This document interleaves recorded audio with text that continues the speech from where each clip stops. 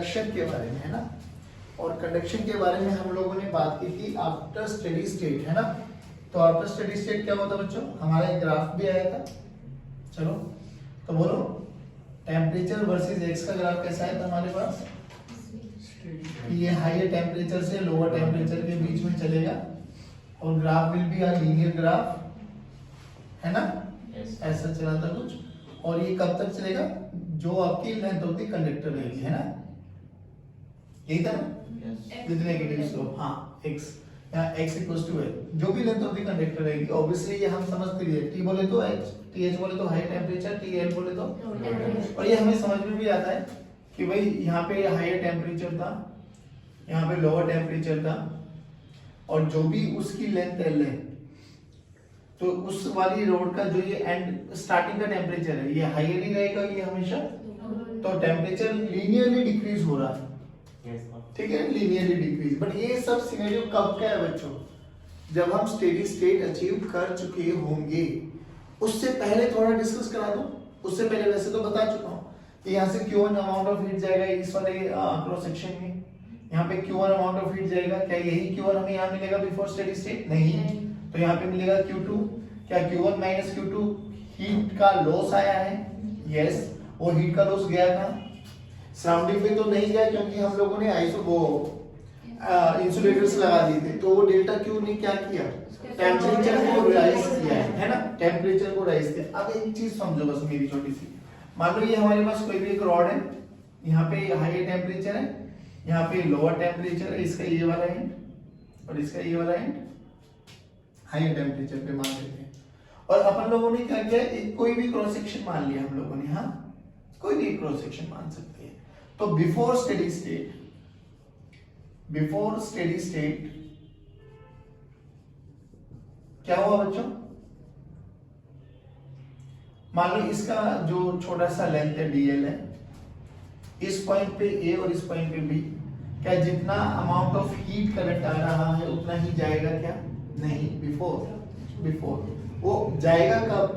After steady state में तो हम बोल सकते हैं जितना अमाउंट ऑफ हीट यहाँ से गया same amount of heat travel करता जाएगा, है ना, क्योंकि अब कोई लॉस होने वाला। तो बिफोर में क्या होगा बच्चों, इस पॉइंट पे मान लो I1 करंट आया है, IA, और यहाँ से IB गया है। क्या मैं IE IB निकाल सकता हूँ? बिल्कुल निकाल सकते हैं। मान लो इसका थर्मल कंडक्टिविटी का जो कोएफिशिएंट है वो क्या है, लेंथ L मान लेते हैं, और कुछ area of cross section A मान लेते हैं अपन, ठीक है। बोलो IA कैसे लिखे?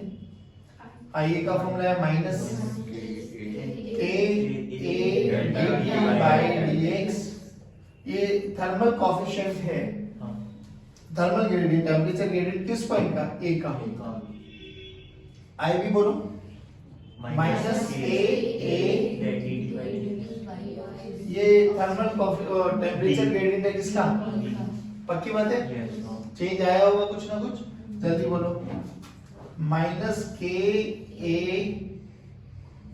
dt/dx of A minus KA dt/dx of B।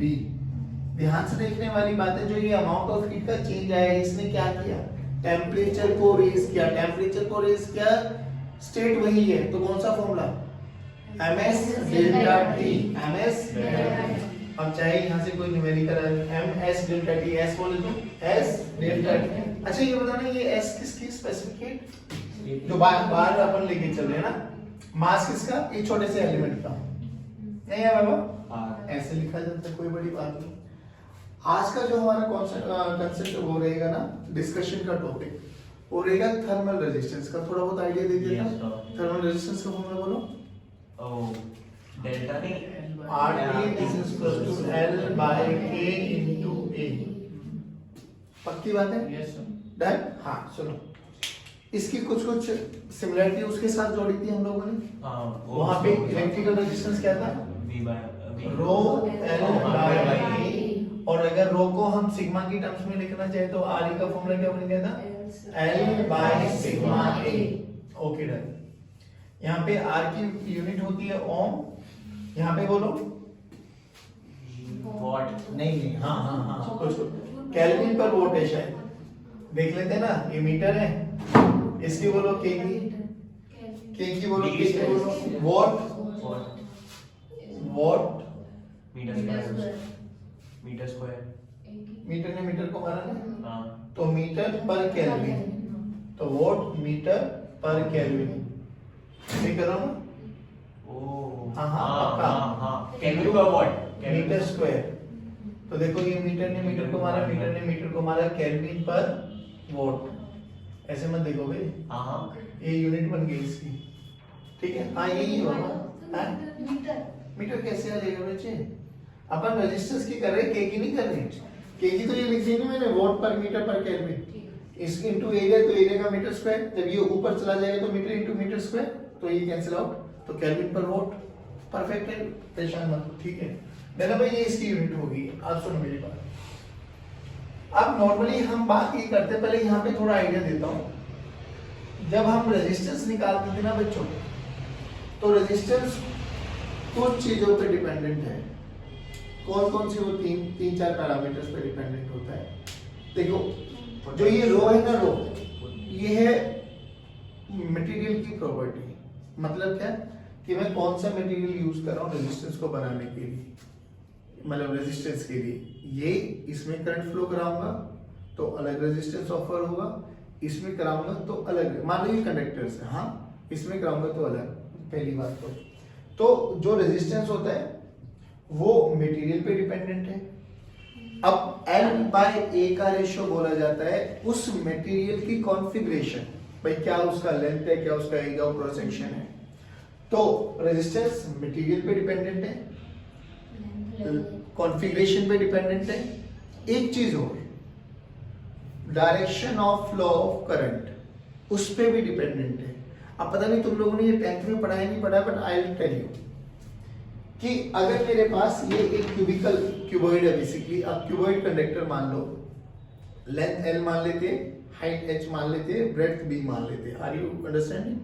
हाँ सुनो, अब हमने क्या बोला, हमने करंट को ऐसे फ्लो कराया, हमने करंट को ऐसे फ्लो कराया, हमने करंट को ऐसे फ्लो कराया, क्या तीनों केसेस में मैंने डायरेक्शन अलग अलग की है करंट की? हाँ। इस पूरे मटेरियल की क्या चीज सेम रहने वाली है?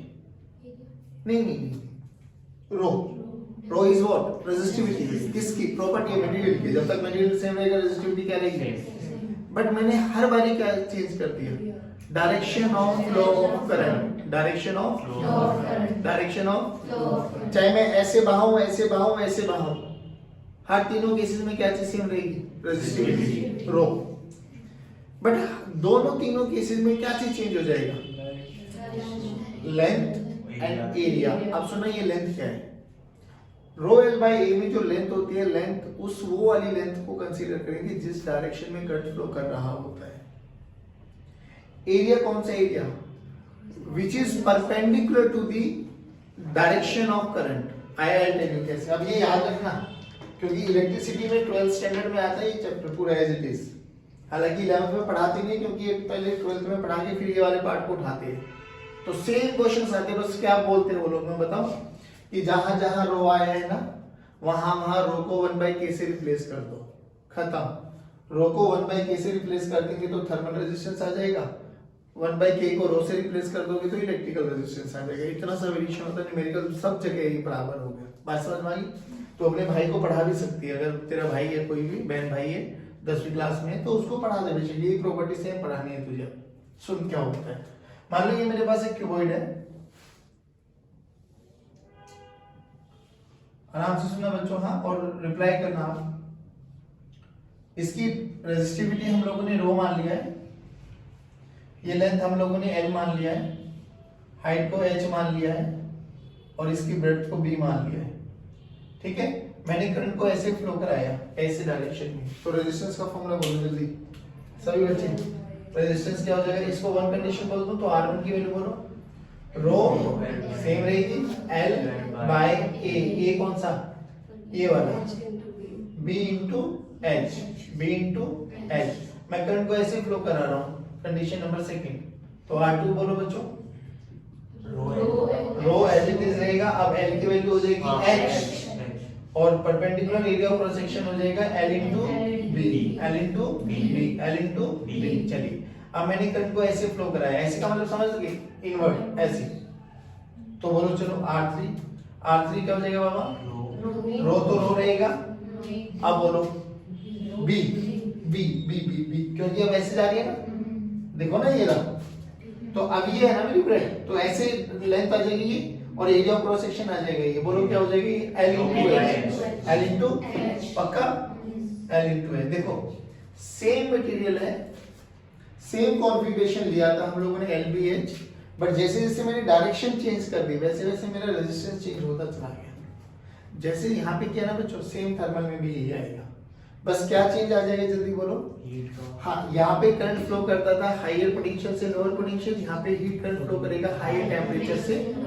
तो जहां जहां V आएगा वहां वहां डेल्टा T आ जाएगा, डन। जहां जहां रो आएगा वहां वहां 1/3 आ जाएगा, और कोई ज्यादा वेरिएशन नहीं आने वाला। इतना समझ में आया, पक्का पक्का। अब देखो ध्यान से, हमसे बोला जाता है, बहुत बेसिक सा क्वेश्चन पूछने वाला हूं मैं, अब सभी बच्चा रिप्लाई करेगा हाँ, कि ये मेरे पास एक ना सिलेंडर है,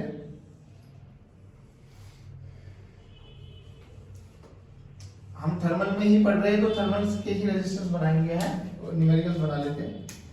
इसका रेजिस्टेंस R2 है बच्चों, एक इसके अंदर भी एक रेजिस्टेंस, मतलब एक और सिलेंडर है हमारे पास, इसका रेजिस्टेंस R1 है, ठीक। ये वाला जो एंड है, ये वाला हाईयर टेम्परेचर पे है, और ये वाला जो एंड है ये लोअर टेम्परेचर पे है, और इनकी जो लेंथ है वो L है बाबा, ठीक है। बताओ हीट करंट कैसे फ्लो करेगा, हायर से लोअर। हाँ, तो ऐसे हीट करंट फ्लो कर रहा है, सही है, या अंदर से खाली है, डन। बताओ रेजिस्टेंस कैसे लिखे, थर्मल रेजिस्टेंस वही K मान लो, खाली क्या मतलब, अंदर से खाली, बस इसमें करंट फ्लो करेगा, ठीक है। अंदर से होल है, ये सॉलिड है बस, तो इसमें अब हो जाएगा, और नो कन्वेक्शन एट ऑल। बोलो RT की वैल्यू बोलो 1/K L/A, L बोलो कहाँ से फ्लो कर रहा है, यहाँ से ऐसे ना, L तो L तो L ही है, परफेक्ट। एरिया बोलो, माइनस वेरी गुड, पाई R2 का स्क्वायर माइनस R। नहीं आया समझ में, पक्की बात, श्योर, डन। इसी को अगर हम लोग इलेक्ट्रिसिटी में पढ़ेंगे तो क्या हो जाएगा, ये हायर पोटेंशियल बन जाएगा, ये लोअर पोटेंशियल बन जाएगा, बस रेजिस्टेंस का फॉर्मूला क्या आ जाएगा बच्चों, रो L बाय पाई R2 का स्क्वायर माइनस R1। तो आपको क्या क्या प्रॉपर्टीज याद रखनी है, कि जो थर्मल रेजिस्टेंस है, जैसे इलेक्ट्रिकल रेजिस्टेंस 3 पैरामीटर्स पे डिपेंडेंट था, मटेरियल, कॉन्फ़िगरेशन और direction of flow of current. Similarly ऐसे ही ये भी 3 चीजों पे डिपेंडेंट करता है, बोलो कौन कौन। 1/K basically thermal conductivity, property of material again, L by configuration of material, और direction of flow of heat current, direction of flow of heat current. पक्की बात है, श्योर, ये सब चीजें हैं। अब एक चीज बताओ मुझे, ये किसका ग्राफ था बेटे, आफ्टर स्टेडी स्टेट, है ना, स्टेडी स्टेट। अच्छा, एक बार ना ऐसे एक एग्जाम में क्वेश्चन पूछा गया कि मान लो वही कंडीशन है हमारे पास, हाँ सिचुएशन वही लेके चल लेते हैं, कि हमारे पास एक ये वाला टेम्परेचर है 200 डिग्री सेल्सियस पे, ये वाला एंड है हमारे पास 50 डिग्री सेल्सियस पे, एक रॉड है हमारे पास 20 डिग्री सेल्सियस पे।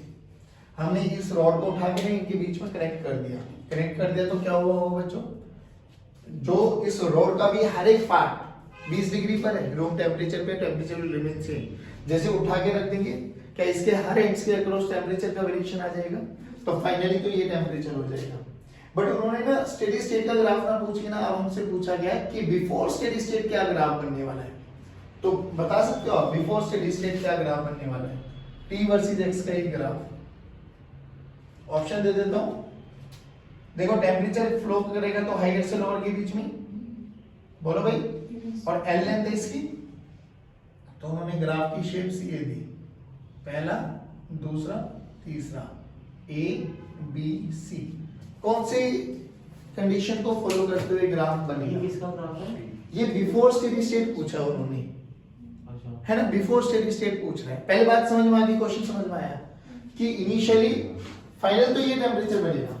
तो पक्की पक्की बात बी वाला ऑप्शन तो है नहीं। हाँ अब हमारी लड़ाई किसके बीच में, ए और सी, ये तो समझ में आया ना। ऐसे बहुत सारे क्वेश्चन देखने को मिलेंगे कि बिफोर स्टेडी स्टेट बताओ उनका वेरिएशन कैसे होगा। अब हमें थोड़ा सा अपना लॉजिकल दिमाग लगाना है, क्योंकि इसकी इक्वेशंस निकाल पाना हमारे लिए शायद थोड़ा मुश्किल हो जाए, बट फिर हम लॉजिकल लगा सकते हैं। अब क्या कि भाई एक बात बताओ ना सर, जब स्टेडी स्टेट हो चुका होगा तो पक्की बात है वो 20 से बड़ा होगा। अरे हाँ ना बोलो, 20 से बड़ा होगा।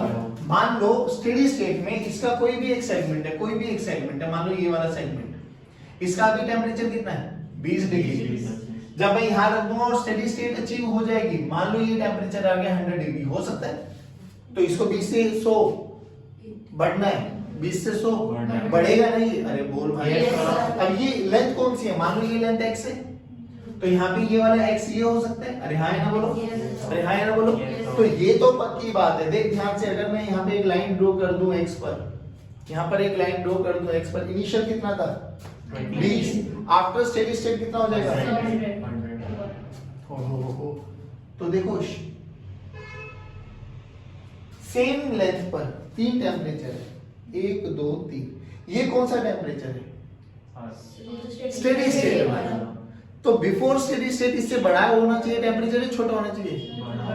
बड़ा कैसे हो सकता है बे, बढ़ेगा मतलब समझ रहे हो कि बिफोर स्टेडी स्टेट ये 120 था सर, फिर कम हो गया सर, नहीं समझे आप लोग। ऐसे थोड़ी ना वो बढ़ते बढ़ते बढ़ते बढ़ते पर्टिकुलर पॉइंट पे 100 है ना। हाँ उसी पे 100, उसी पे तो पहले से ज्यादा होगा। उससे पहले तो हमें बात ही नहीं करनी ना भाई। आप नहीं समझे मेरी बात, दोबारा सुनो। इस पे यहाँ पे कितना है 20। इस पर्टिकुलर सेगमेंट के बारे में बात करना, तो आइसोथर्मल क्रॉस सेक्शन एरिया बात करी थी हम लोगों ने कि उसके हर पॉइंट का क्रॉस सेक्शन एरिया का हर पॉइंट का टेंपरेचर क्या रहेगा, इससे पहले अलग होगा उसके बाद अलग होगा। मुझे उसमें लेनी नहीं, मैंने तो कोई भी एक सेगमेंट चूज कर लिया अपनी मर्जी से कि क्यों ना x पे देखो क्या टेम्परेचर हो सकता है। अब ये मैंने एक आर्बिट्रेरी डेटा ली कि इनिशियल 20 था और फाइनल स्टेट में कितना हो जाना चाहिए 100। डायरेक्ट इतना समझ में आया। अब मैंने यहां से x पे जाके एक ग्राफ प्लॉट कर दिया। फाइनल टेम्परेचर तो ये होने वाला है स्ट्रेट लाइन वाला, और ये हमने अभी डेटा कितना माना है 100। तो बिफोर स्टेडी स्टेट वो 100 से कम रहेगा या ज्यादा रहना चाहिए, कम रहना चाहिए भाई। तो कम के लिए कौन सा ग्राफ, सी वाला या ए वाला, ए वाला, ए वाला। सी का तो ग्राफ देखा नहीं तूने, ऊपर है टेम्परेचर लोअर से टेम्परेचर हायर की तरफ जा रहा है, यानी ये कहां से कहां जा रहा है 50 डिग्री से 200 डिग्री। नहीं आया, अरे बोलो भाई। हाँ पक्की बात है। वो जो x है हाँ उसको हम 20 से देखेंगे। वो तो मैंने एक अपने समाज से समझाने के लिए तुझे बताया कि हम ऐसे दिमाग में अप्रोच लगा सकते हैं। नहीं इस पर्टिकुलर जगह पे 20 इस तरह का तरह से हम हाँ। और फिर इनिशियली जब वो रूम टेम्परेचर पे था तो 20 20 था 20 था, और फिर वो बढ़ते बढ़ते फिर जब बढ़ा तो तो इस ये मतलब 100 स्टडी वाला स्टडी माना है। तो उसने पूछा बिफोर स्टडी बताओ, तो बिफोर स्टडी में हमने क्या देखा, स्टडी में तो ये स्ट्रेट लाइन आएगी। हाँ तो मैंने x पे ये वाले पे जो 20 इनिशियली 20 डिग्री दिखा रहा था, तो मैंने एक स्ट्रेट लाइन मार दिया उस पे x पे। तो तीनों पे देखो अलग अलग टेम्परेचर आ रहा है, तो खुद लगाओ अगर स्टडी पे ये होगा तो बिफोर स्टडी स्टेट तो उससे कम होना, तो a या c, a या c।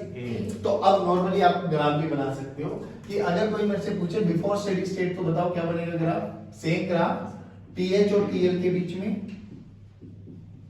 और यहाँ पे लेंथ L मान लेते हैं। हाँ तो graph will be like this. बोलो समझ में आएगा? ये अप्रोच से आप लोग यूज कर सकते हो कि हाँ इस वाले पर्टिकुलर केस के लिए तो ये हमारा बिफोर स्टेडी स्टेट हो सकता है।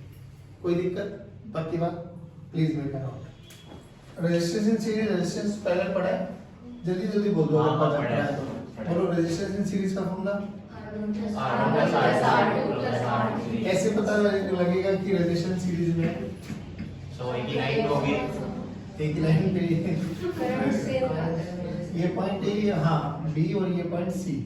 तो बेसिकली इसमें करंट फ्लो करेगा सेम अमाउंट में, आई सेम। ठीक है, जो पोटेंशियल होगा वो डिस्ट्रीब्यूट हो जाएगा। तो अगर हम बात करें यहाँ पर हम लोगों ने VA पोटेंशियल लगाया और यहाँ पर हम लोगों ने VC पोटेंशियल लगाया, तो ऐसा पोटेंशियल डिफरेंस बिटवीन इस पूरे कॉम्बिनेशन।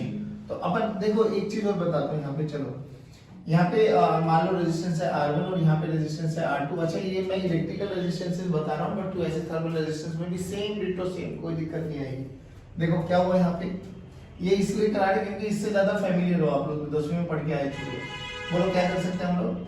हमें ना इन दोनों का इक्विवेलेंट बनाना होता है कि हमें दो रेजिस्टेंस ना लगा के एक ही रेजिस्टेंस लगाए, जो पूरा का पूरा सर्किट ये जैसे काम करे ना वो भी इक्विवेलेंट रहे, सेम काम करे वो भी, तो उसको इक्विवेलेंट बोलते हैं। तो यहाँ पर हम लोग बात करेंगे आर इक्विवेलेंट। तो ये अभी भी ए रहेगा, ये अब सी रहेगा, अभी के लिए कॉमन मान के चल लेते हैं। तो यहाँ से यहाँ देखो एक चीज सिखाता हूँ आपको, जहां से करंट एंटर करेगा ना that is at higher potential, plus जहां से निकलेगा ना वो लोअर पोटेंशियल पे है। एंटर करा हायर, बाहर लोअर। अब देख हमें कहां से चलना है? ए से, पोटेंशियल एट ए। कहां पे पहुंचना है? प्लीज इसको समझने की कोशिश करना। हाँ अच्छा याद करो 11th स्टैंडर्ड में हम लोगों ने पहले चैप्टर में एक चीज पढ़ी होती थी, single physical quantity can be added, can be subtracted, can be equate. Potential है, पोटेंशियल के बराबर है, तो इसमें प्लस माइनस भी क्या होगा? पोटेंशियल। अब प्लस माइनस पोटेंशियल, पोटेंशियल को प्लस माइनस करने का तरीका आई इंटू आर। ऐसे मत देख, सही है बोल। यहाँ से प्लस से माइनस, माइनस कितना minus? I into R. Plus से माइनस, माइनस माइनस हो रहा है तो मतलब घट रहे हो तो माइनस लगा देना, बढ़ रहे हो तो प्लस लगा देना। कितना? I into are. बोलो वी ए माइनस वी सी किसके बराबर है? आई कॉमन ले लो, R1 प्लस R1 प्लस, इधर आ जाओ, करंट इस डायरेक्शन में चल रहा है तो ये प्लस बना और ये माइनस लगाओ। एक बार कहां से चलेंगे? कहां पर जाना है? बोलो प्लस से माइनस, माइनस कितना? I into R equivalent, I into तो V A minus V C बोलो आई इंटू आर इक्विवेलेंट। क्या ये V A minus V C और ये V A minus V C same है?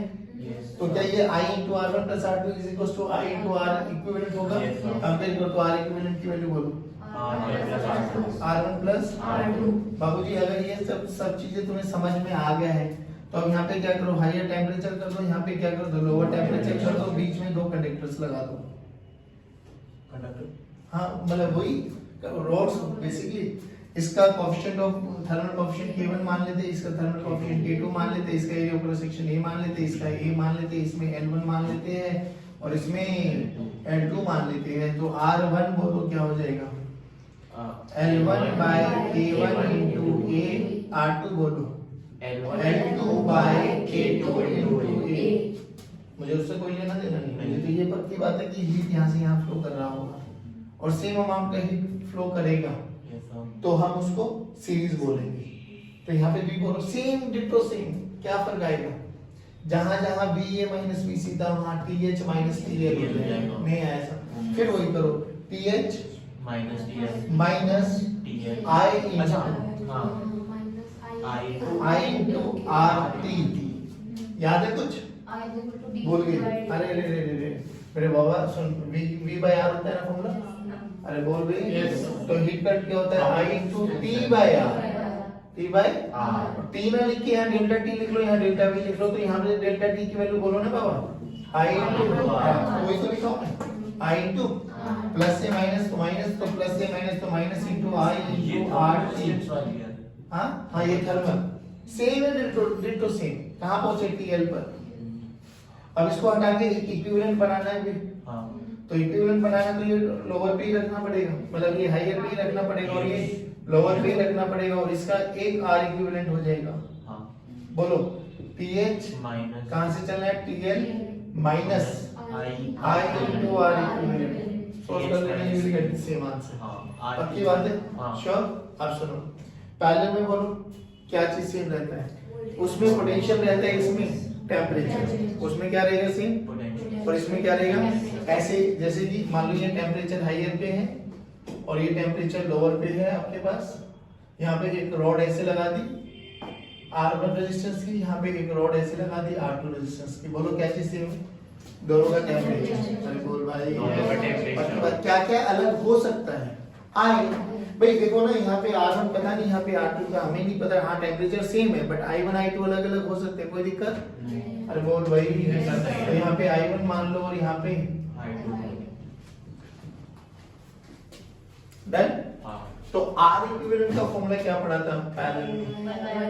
1/R1 + 1/R2।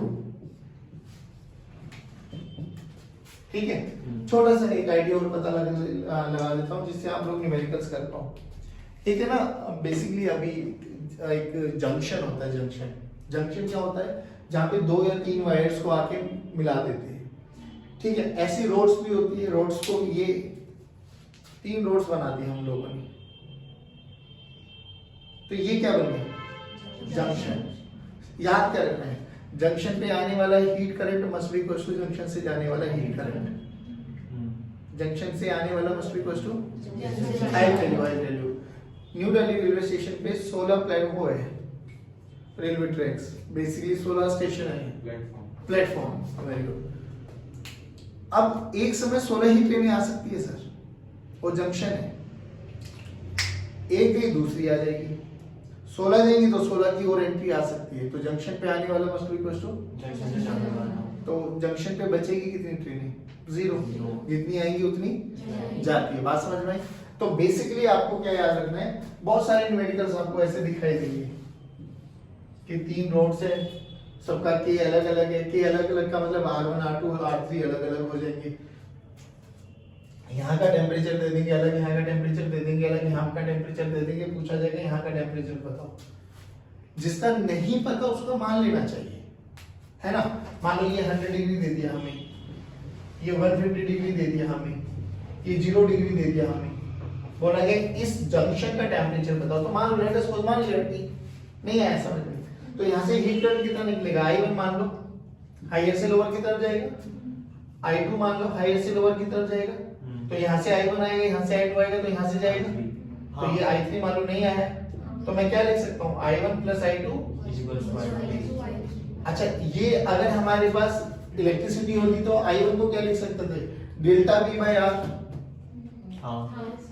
Delta V by R, delta V by R। अब यहाँ पे क्या लिखेंगे, डेल्टा T बाय R। चलो जल्दी जल्दी बोलो, तो 100 minus T by R1 plus 150 minus T by R2 is equals to T minus 0 by R3। R1 R2 R3 दे रखा होगा क्या, तो T के लिए सोल्व कर सकते हैं, एक इक्वेशन में एक वेरिएबल है, कोई दिक्कत वाली बात नहीं है, पक्की बात। एक क्वेश्चन दे रहा हूँ, थोड़ा सा कॉन्फिडेंस बन जाता है तो हम आगे प्रोसीड करते हैं। Temperature at this particular junction, वहां पे पूछा जाता है पोटेंशियल निकालो, कोई दिक्कत नहीं, अभी भी वही करना है। हायर से चलो लोअर की तरफ चले, अगर हायर से लोअर की तरफ along the direction of current जा रहे हो तो टेम्परेचर हमेशा डाउन होगा, ऐसे भी याद कर लो। आप हायर आप along the direction of current जा रहे हो ना, तो देखो हर पॉइंट पर पोटेंशियल कम होता चला जाएगा।